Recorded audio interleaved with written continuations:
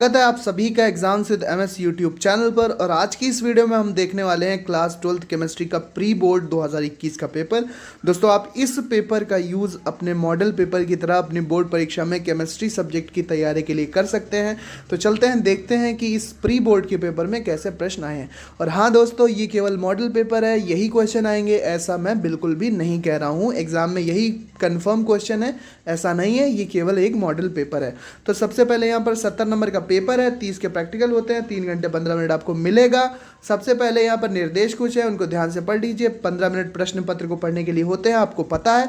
इसके बाद बहुविकल्पी प्रश्न स्टार्ट होते हैं सबसे पहले। तो यहाँ पर सबसे पहला प्रश्न है कि ग्रेफाइट क्या है। तो ये होता है दोस्तों एक सहसंयोजक ठोस।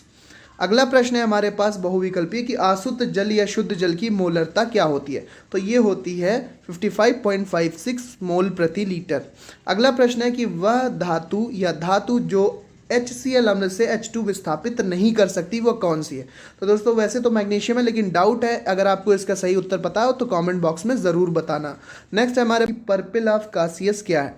तो इसका ऑप्शन नंबर 2 सही है। AU सॉल यानी कि गोल्ड सॉल क्या होता है, ये पर्पल ऑफ कासियस होता है।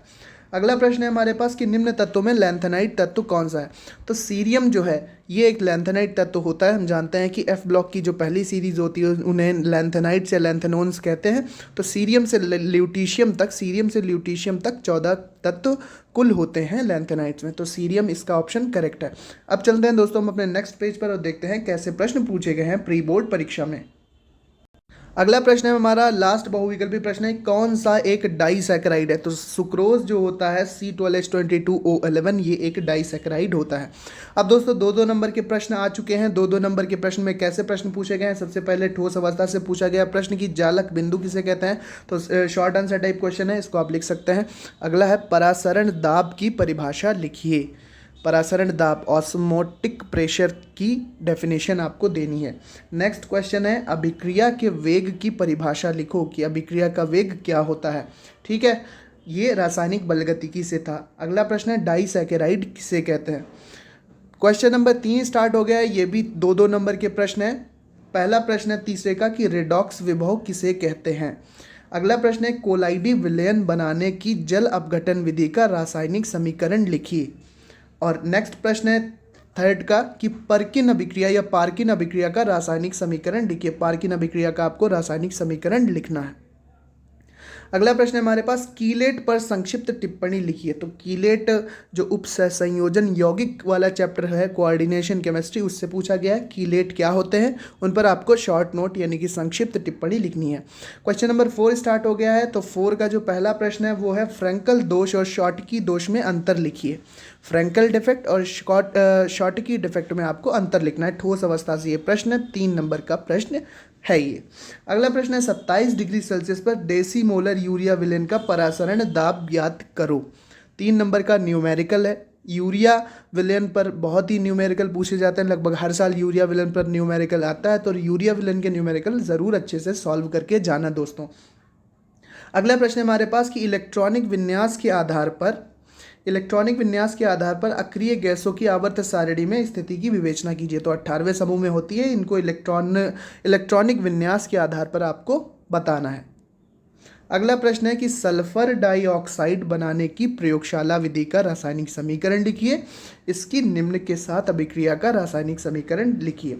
किसके साथ आपको देनी है सल्फर डाइऑक्साइड की अभिक्रिया। एक तो H2S के साथ देनी है हाइड्रोजन सल्फाइड के साथ, दूसरा अम्लीकृत K2Cr2O7 यानी कि अम्लीय पोटेशियम डाइक्रोमेट के साथ आपको सल्फर डाइऑक्साइड की रिएक्शन देनी है।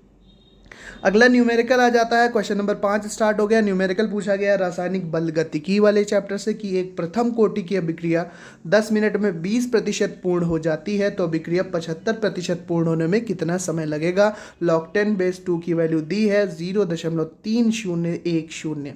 4 नंबर का न्यूमेरिकल है। इस तरह के न्यूमेरिकल बहुत आते हैं दोस्तों कि प्रथम कोटि की अभिक्रिया 10 मिनट में 20% पूरी होती है, तो 75% कितने में पूरी होगी या 90% कितने समय में पूर्ण होगी। तो उस समय पूछा गया आपसे, तो इस तरह के न्यूमेरिकल की प्रैक्टिस ज़रूर करके जाना। अगला प्रश्न है हमारे पास पाँचवें का खा कि निम्न पर आपको टिप्पणी लिखनी है। ब्राउनी गति पर टिप्पणी लिखनी है, वैद्युत कण संचलन पर टिप्पणी लिखनी है, हार्डी शुल्जे के नियम पर टिप्पणी लिखनी है और स्कंदन पर टिप्पणी लिखनी है। तो ये चारों टॉपिक हमारे पृष्ठ रसायन से संबंधित हैं। तो पृष्ठ रसायन में इसी तरह के शॉर्ट नोट्स पूछे जाते हैं या डायरेक्ट आपसे पूछ देंगे ब्राउनी गति समझाइए, या वैद्युत कण संचलन समझाइए, हार्डी शुल्जे का नियम समझाइए, या स्कंदन को समझाइए। अगला प्रश्न है ऑर्गेनिक केमिस्ट्री से कि एमीन किसे कहते हैं। प्राथमिक, द्वितीयक और तृतीयक एमीन, यानी कि 1 डिग्री, 2 डिग्री और 3 डिग्री एमीन के एक एक उदाहरण भी दीजिए तथा उनके साधारण नाम लिखिए। अगला प्रश्न है हमारे पास, कैसे सिद्ध करोगे कि ग्लूकोज में 5 हाइड्रोक्सी समूह हैं। रासायनिक समीकरण भी लिखिए। आपको सिद्ध करना है एक रासायनिक समीकरण देते हुए। दोस्तों आप चलते हैं अपने नेक्स्ट पेज पे और देखते हैं कि कैसे प्रश्न पूछेंगे। दोस्तों अच्छे प्रश्न हैं, सभी सरल हैं, ज़्यादा कठिन नहीं है, ज़्यादा सरल भी नहीं कहा जा सकता। तो मॉडल पेपर की तरह आप इसका यूज़ करें और अपनी बोर्ड की तैयारी में आप इसकी मदद ले सकते हैं। चलिए चलते हैं नेक्स्ट पेज। दोस्तों वीडियो अगर पसंद आ रही हो तो आप एग्जाम सिद्धि MS को आप सब्सक्राइब कर सकते हैं। दोस्तों मर्जी आपकी, मोबाइल आपका, कोई ज़बरदस्ती नहीं है। तो नेक्स्ट क्वेश्चन हो जाता है हमारे पास कि लकड़ी के भंजक आसवन से मेथिल अल्कोहल के निर्माण का सचित्र वर्णन करना है आपको। मेथेनॉल से एथेनॉल कैसे प्राप्त करेंगे, इसका रासायनिक समीकरण भी लिखना होगा। 5 नंबर का ये पूरा प्रश्न है। अगर ये प्रश्न आप नहीं करना चाहते या आपको नहीं आता हो एग्जाम में तो आप क्या कर सकते हैं, अथवा में आपको एक विकल्प दिया है कि कोलराउश नियम क्या है, इसके द्वारा दुर्बल विद्युत अपघट्ट के वियोजन की कोटि की गणना किस प्रकार करते हैं। अब IUPAC नाम पूछे गए हैं और ये IUPAC नाम ऑर्गेनिक कंपाउंड के नहीं है, ये उप सहसंयोजक यौगिकों के IUPAC नाम पूछे गए हैं। तो ये यहाँ पर कुल 5 फॉर्मूले दिए हुए हैं, इनके आपको IUPAC नाम लिखना है। अगर आपको IUPAC नाम के रूल्स नहीं आते हैं, आप ये क्वेश्चन नहीं करना चाहते हैं, तो आपको एक विकल्प दिया गया है कि ओस्टवाल्ड विधि द्वारा HNO3, यहाँ पर गलत है, HNO3 होगा ये, नाइट्रिक अम्ल के निर्माण का सचित्र वर्णन कीजिए। यह कार्बन, पहला दिया हुआ है कार्बन, और H2S दिया हुआ है दूसरा, और तीसरा दिया हुआ है आयोडीन से किस प्रकार क्रिया करता है। तो नाइट्रिक अम्ल की आपको कार्बन के साथ, हाइड्रोजन सल्फाइड के साथ और आयोडीन के साथ अभिक्रियाओं के रासायनिक समीकरण लिखने होंगे। अब देखते हैं हम नेक्स्ट क्वेश्चन है यहाँ पर कि प्रयोगशाला में एसीटोन बनाने की विधि का सचित्र वर्णन कीजिए। एसीटोन बनाने की विधि का सचित्र वर्णन का एक वीडियो चैनल पर उपलब्ध है, आप वहां पर जाकर देख सकते हैं। इसकी एसीटोन की निम्न के साथ रासायनिक अभिक्रियाएं भी आपको लिखनी है। क्लोरोफॉर्म के साथ लिखनी है, CaOCl2 यानी कि ब्लीचिंग पाउडर के साथ लिखनी है, और PCl5 फास्फोरस पेंटाक्लोराइड के साथ लिखनी है। 5 नंबर का प्रश्न है। अगर आपको प्रयोगशाला में एसीटोन वाला क्वेश्चन नहीं करना है, सचित्र विधि का वर्णन नहीं करना है, तो आप ये वाला प्रश्न कर सकते हैं कि कैसे प्राप्त करेंगे। केवल रासायनिक समीकरण आपको देना है।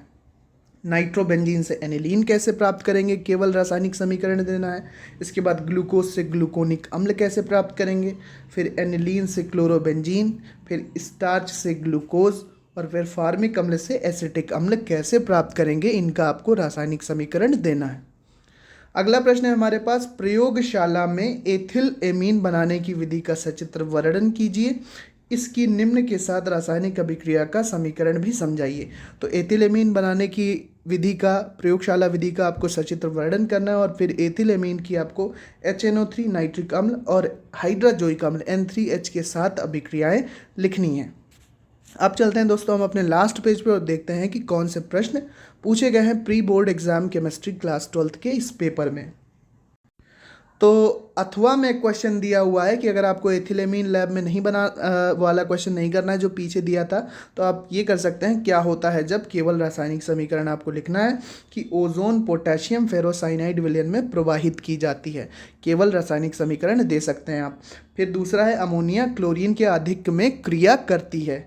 अगला पार्ट है इसका कि क्लोरीन को गर्म और सांद्र NaOH विलयन में प्रवाहित किया जाता है, तो क्या होगा उसका रासायनिक समीकरण लिखना। इस प्रश्न में आपको केवल केमिकल इक्वेशन यानी कि रासायनिक समीकरण ही देना है, आपको कुछ अतिरिक्त नहीं लिखना है। बस रासायनिक समीकरण लिखते समय जो अभिकर्मक हम यूज़ करेंगे उसके नीचे उनका नाम लिखा होना चाहिए।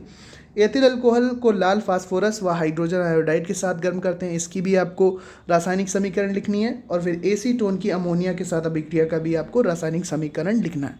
तो दोस्तों ये था हमारा पूरा paper chemistry class 12th pre board का। उम्मीद करते हैं वीडियो पसंद आया होगा। थोड़ा सा आप इसको देख लें अच्छे से, स्पीड बढ़ा के भी देख सकते हैं, स्पीड घटा के भी देख सकते हैं, दोनों ऑप्शन यूट्यूब पर उपलब्ध है। वीडियो पसंद आई हो तो लाइक शेयर और सब्सक्राइब ज़रूर करना। Thanks for watching and listening me and good luck for your future दोस्तों। Thank you and bye bye.